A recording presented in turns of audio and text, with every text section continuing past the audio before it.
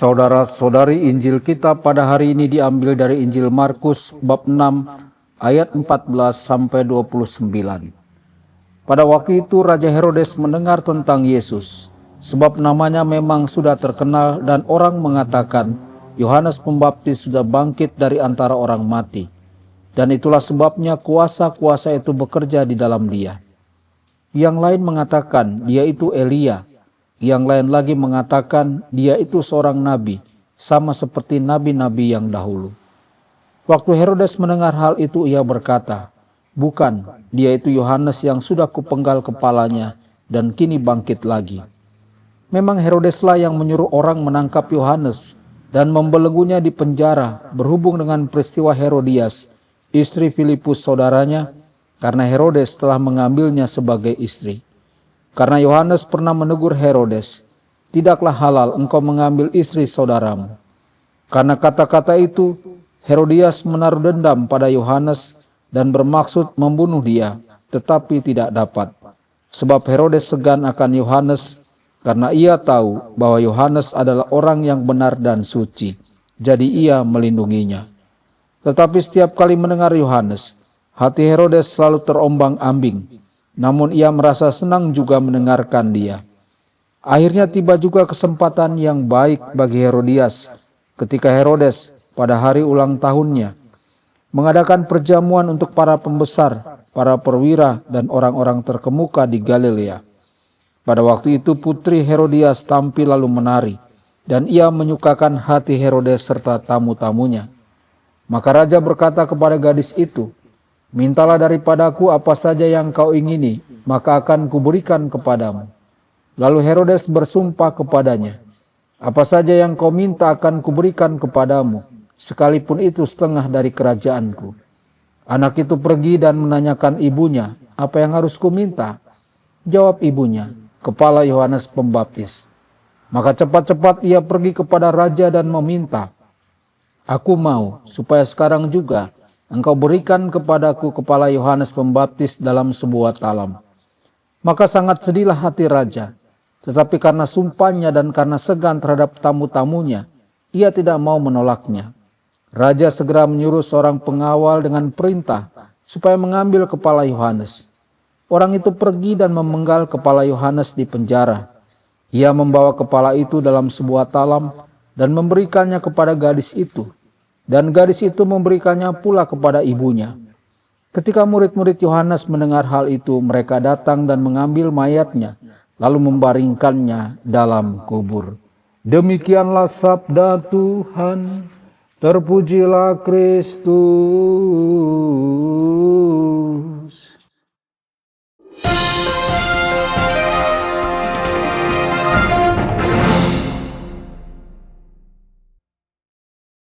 Saudara dan saudari terkasih dimanapun Anda berada, jumpa lagi dengan saya Romo Tedens dalam saluran Warta Kabar Sukacita.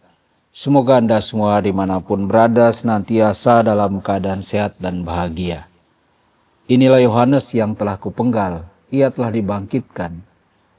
Keputusan hati nurani selalu membuat dirinya dikenal. Rasa bersalah Herodes atas pembunuhan Yohanes Pembaptis diproyeksikan ke masa kini sebagai sebuah kenangan yang menghantui. Mereka yang secara radikal menolak Tuhan, meskipun mereka mungkin memiliki kekuasaan atau kekayaan yang besar, kecerdasan atau kemampuan yang luar biasa, pada akhirnya adalah orang-orang yang paling tidak aman di dunia ini. Ketika kebaikan sejati muncul dalam hidup mereka, hal itu muncul sebagai sebuah ancaman. Hal itu mengutuk mereka dan mengasingkan mereka dari diri mereka sendiri. Semua ini hanyalah cerminan dari keadaan jiwa mereka di hadapan Tuhan. Begitulah kekuatan hati nurani manusia. Hati nurani menjatuhkan hukuman yang menyakitkan jauh sebelum orang itu sampai di pengadilan tertinggi. Seperti Kristus, kita hanya dapat berdiam diri di hadapan para Herodes dunia, berdoa agar mereka mematahkan perlawanan mereka terhadap kasih karunia Allah. Dia sangat bingung, namun dia suka mendengarkannya. Takutlah akan kasih karunia Allah yang tidak akan pernah kembali. Dalam kehidupan semua orang, bahkan orang jahat sekalipun, Cukup banyak kebaikan yang diberikan kepada mereka untuk diselamatkan, sehingga Allah dapat menawarkan kepada mereka kebenaran keselamatan dalam lingkup kebebasan mereka. Anugerah-anugerah seperti itu hanya berlangsung untuk sementara waktu, tidak untuk selamanya. Momen-momen itu tidak dapat diperlakukan sebagai momen yang menenangkan hati nurani kita untuk sementara waktu, hanya untuk mengizinkan kita untuk terus berada di dalam dosa dan perlawanan kita untuk hidup kudus. Saudara-saudari, Herodes takut kepada Yohanes, tahu bahwa ia adalah seorang yang kudus dan merasakan daya tarik dari perkataannya, tetapi ia tidak melakukan apapun untuk menanggapinya. Kita tidak bisa bermain-main dengan Tuhan dan menang. Herodes kalah dan menyerang apa yang dia tahu harus dia kasih. Tragedi ini seharusnya mengajarkan kita untuk tulus dan tidak pernah memenjarakan suara Tuhan di dalam jiwa kita, tetapi membiarkan suara Tuhan memerintah di dalam hidup kita. Kita harus menggunakan kebebasan kita untuk merespon suara Tuhan, mematahkan rantai rasa hormat manusia atau rasa takut akan pengorbanan yang mengikat kita pada kegelapan. Saudara-saudari, kehormatan terakhir yang dapat diberikan Kristus kepada seorang rasul yang setia, yang telah berdiri teguh di dalam kebenaran, melawan provokasi-provokasi jahat di sekelilingnya adalah dalam beberapa hal, partisipasi penuh dalam misteri Paskahnya. Apa yang dimulai sebagai kesaksian dengan memberitakan pertobatan, diakhiri dengan kesaksian tentang pengharapan yang penuh kemenangan yang dimiliki oleh orang-orang yang diberkati di dalam Kristus. Hal ini tidak pernah lebih jelas daripada dalam kematian seorang martir, seperti yang diisyaratkan dalam perikop kitab Kebijaksanaan bab 3 ayat 4-6. Kalaupun mereka disiksa menurut pandangan manusia, namun harapan mereka penuh kebakaan. Setelah disiksa sebentar, mereka menerima anugerah yang besar, sebab Allah hanya menguji mereka, lalu mendapati mereka layak bagi dirinya. Laksana emas dalam dapur api, diperiksalah mereka olehnya, lalu diterima bagaikan korban bakaran. Saudara-saudari, semoga kita hari ini menerima jalan kesetiaan yang sulit, dan kita ditemukan layak untuk pengharapan yang penuh dengan keabadian. Tuhan Yesus memberkati dan menyertai Anda semua. Sabda Allah adalah kebenaran.